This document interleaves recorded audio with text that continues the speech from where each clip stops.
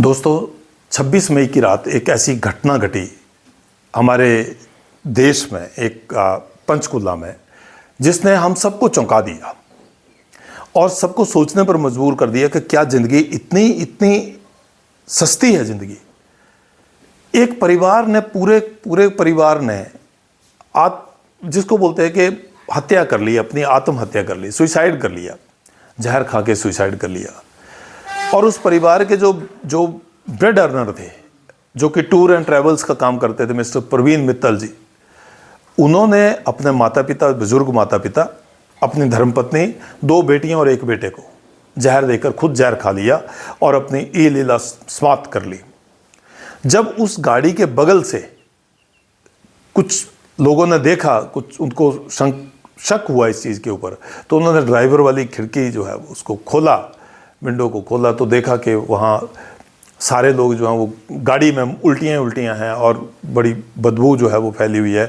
और साथ में जो प्रवीण मित्तल जो व्यक्ति है, जो कि ड्राइवर सीट पे बैठे हैं, उनमें थोड़ी थोड़ी सांस जो चल रही है। उनको निकालने की कोशिश की। निकलते वक्त उन्होंने कहा कि मैंने अपने परिवार के सभी सदस्यों को, 6 अन्य सदस्यों को मैंने जहर दे दिया है और मैंने भी जहर खा लिया है। मैं कुछ ही मिनटों में मेरी ज़िंदगी भी समाप्त हो जाएगी।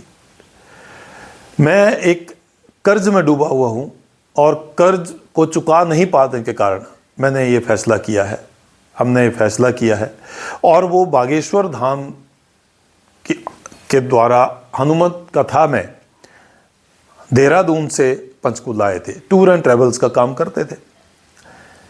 लेकिन हो सकता है कि इनकम जो अब उनकी उसके हिसाब से नहीं बढ़ रही हो, खर्चे ज़्यादा हैं, परिवार है, उनके खर्चे भी ज़्यादा हैं और परिवार के खर्चों को पूरा करने के लिए कमी पड़ रही हो। लोन लिया, लोन पे लोन चल रहा है, लेकिन पैसा रीपेमेंट नहीं हो पा रही है। बहुत स्ट्रेस हो सकता है। लेकिन क्या ये सॉल्यूशन था? No, not at all. कहीं किसी कीमत पर भी जीवन को समाप्त कर लेना तो सॉल्यूशन नहीं है। अब उसमें आपके पास, ठीक है, सारे रास्ते आपको लगता है बंद हो गए, लेकिन तभी एक और रास्ता खुलता है, तभी एक और रास्ता मिलता है। जब हमें लगता है कि हमारे सारे रास्ते बंद हो गए, तो उस समय एक अंधेरे में भी एक हमें रे ऑफ लाइट दिखती है, एक सिल्वर लाइन दिखती है, ग्रे लाइन दिखती है। लेकिन हम इतने भावावेश हो गए। और वो परिवार, जैसे प्रत्यक्षदर्शियों ने बताया है कि वो परिवार वो रात को होटल का एक कमरा ढूंढ रहे थे जिसमें वो इस तरह के इस काम को जो अंजाम दे सके, लेकिन वहाँ होटल का कमरा नहीं मिल सका, तो उन्होंने गाड़ी में ही ये जो है वो इस प्रकार से ये कुकृत्य कर डाला। कुकृत्य में इसलिए बोल रहा हूँ कि आत्महत्या से बड़ा अपराध नहीं हो सकता है कोई। क्या हो जाता, मतलब अल्टीमेटली क्या हो जाता? फांसी की सज़ा हो जाती। एक आदमी को फांसी की सज़ा होती है। भैया, तूने लोन लिया है, तूने लोन चुकाया नहीं है। लेकिन आज तक तो ऐसी को फांसी की सज़ा नहीं हुई। आपकी, ठीक है, कुर्की हो जाती है, ऑक्शन हो जाती है, आपके एसेट्स की ऑक्शन हो जाती है, लेकिन कहीं ना कहीं फिर भी कोई ना कोई उसका सोल्यूशन जो है वो निकलता है, कोई ना कोई रास्ता निकलता है। कोई रिलेटिव्स हैं आपके, कोई मित्र हैं आपके, कोई ना कोई व्यक्ति हैं जो आपकी इस बात को समझते हैं, वो किसी न किसी तरीके से जो आपको हेल्प आउट कर सकते हैं। परंतु आपने जब समाप्ति कर लिया सारा चीज़, तो फिर उसके बाद क्या हेल्प, और क्या सीख करनी हेल्प, और क्या किसकी हेल्प लेनी है। आप टूर एंड ट्रैवल्स का काम करते थे, बहुत अच्छी बात है। और टूर एंड ट्रैवल्स के अलावा भी तो बड़ी सारी चीज़ें जो है वो हम कर सकते हैं। बहुत सारी चीज़ें ऐसी हैं, मैं बोल नहीं सकता कि आप जॉब या शॉप जो कर रहे हैं आप, उसी के ऊपर जीवन निर्भर नहीं करता है। जीवन तो इसलिए इस पर निर्भर करता है कि आपको ब्रेड एंड बटर आपको अर्न करना है, उसके लिए आप कुछ भी कर सकते हैं। कुछ भी, एक चाय का खोखा, आप चाय की दुकान, आप उसके बाद कुछ भी, मतलब मैं I can not tell anything. नौकरी और बिजनेस, ये 2 चीज़ें ऐसी हैं जिसमें आदमी सोचता है कि मैं यहीं पे इनकम जो है वो किसी प्रकार से करूँगा। लेकिन अगर उसमें कोई, मान लीजिए कि उसमें इनकम नहीं हो पा रही है, आपकी प्रॉफिट नहीं हो पा रहा है, प्रॉफिट जनरेट नहीं कर पा रहे, तो क्या इसका अंत ये है कि हम उसका लाइफ का एंड कर लें? तो प्रवीण मित्तल ने जो किया है, मैं उसका बिल्कुल समर्थन नहीं करता। मैं बिल्कुल उसको निंदनीय मानता हूँ कि ये कायराना एक तरह से, जिसको बोलते हैं कि एक अंदाज था अपने जीवन को समाप्त करने का। हाँ, आपने किसी के पास गुहार लगाई, आपने किसी से आपने मदद की मांग की, आपने किसी ने उसमें जो है वो आपको मना किया, ये ठीक है, ये हो सकता है कि आप वहाँ से भी हार गए, वहाँ से भी हार गए, लेकिन यार लाइफ कभी स्मूथ थोड़ी चलती है। आप सोचो, लाइफ क्या ऐसे ही चलती है सीधी? तब हम ईसीजी भी देखते हैं तो हम बोलते हैं कि ऐसे ऐसे नहीं चलेगी, अगर नहीं चलेगी तो समझो कि द पर्सन इज डेड। तो लाइफ तो ऐसे ही चलती है जी, कभी वो ऊपर जाएगी, कभी नीचे आएगी, कभी बराबर सी आएगी, लेकिन लाइफ तो चलेगी ऐसे। तो लाइफ को हमेशा शॉक एब्जॉर्बर की तरह हमें एक्ट करना होता है। अगर बहुत ज़्यादा गड्ढा है तो भी हमें गाड़ियों जैसे शॉकर्स होते हैं वैसे शॉक एब्जॉर्ब करने की क्षमता हमारे अंदर होनी चाहिए।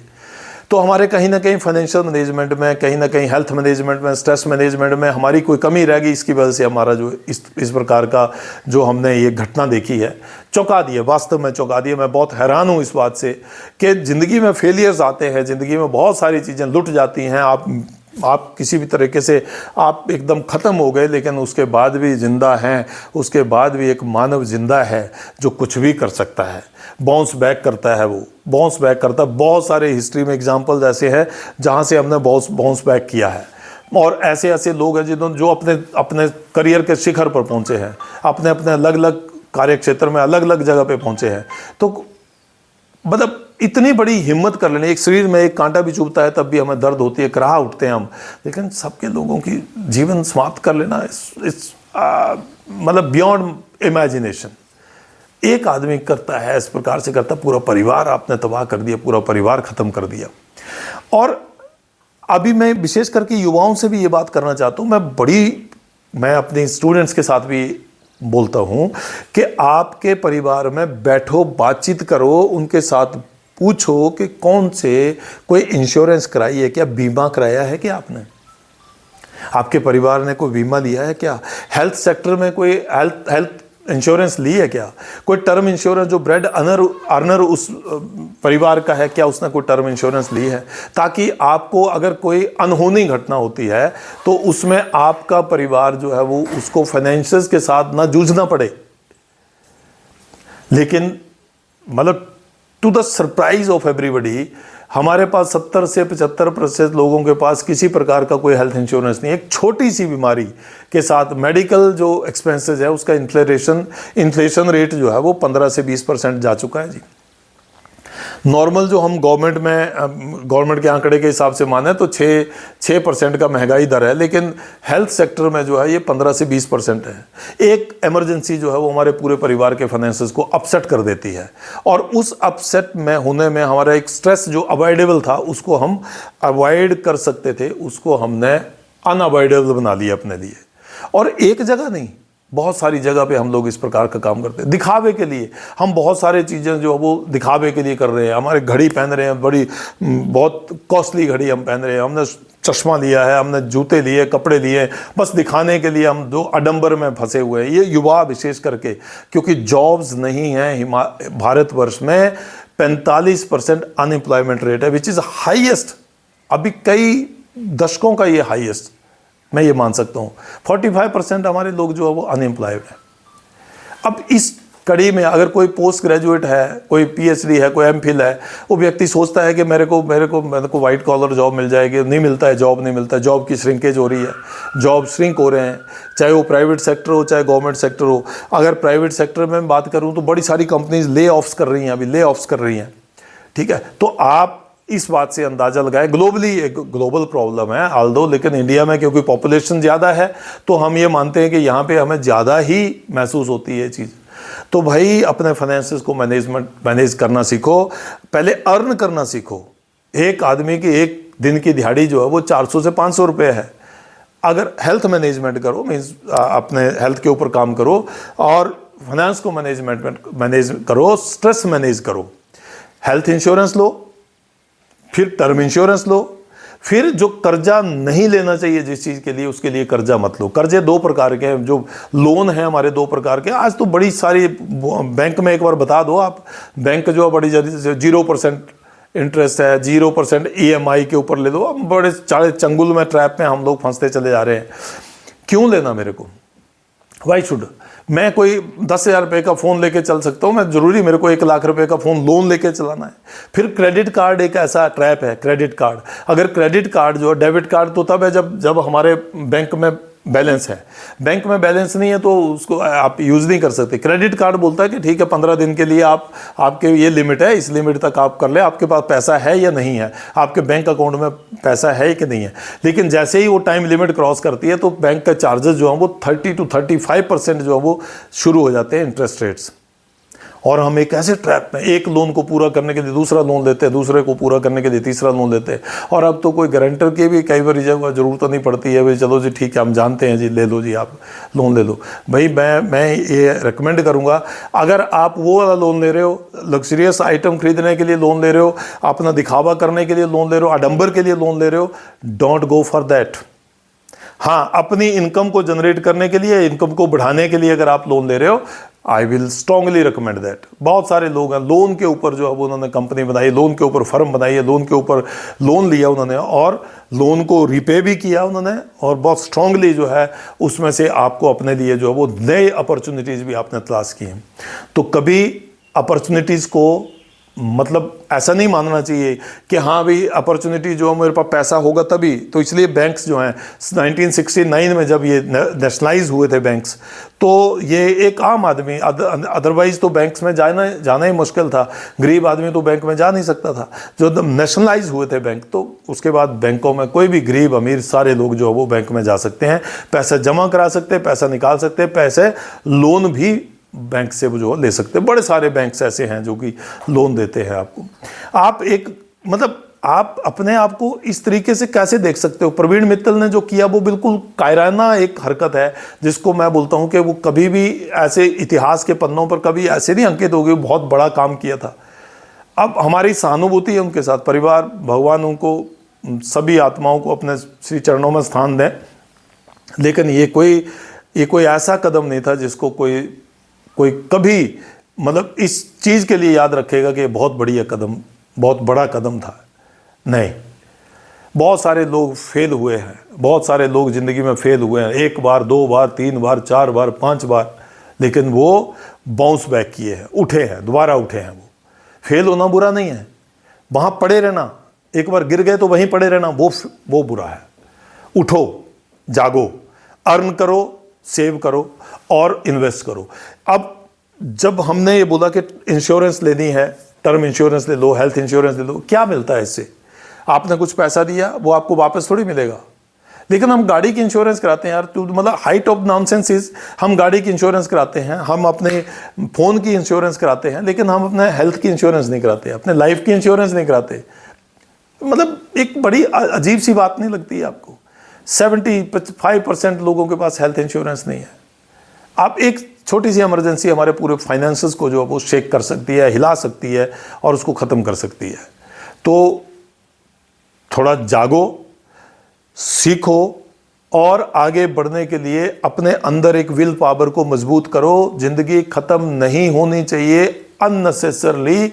एक स्ट्रेस को लेकर हम ज़िंदगी को ख़त्म करने के लिए कभी भी उस तरफ को ना सोचें, बल्कि इस तरफ को सोचें कि मानव जीवन बड़ी मुश्किल से मिलता है।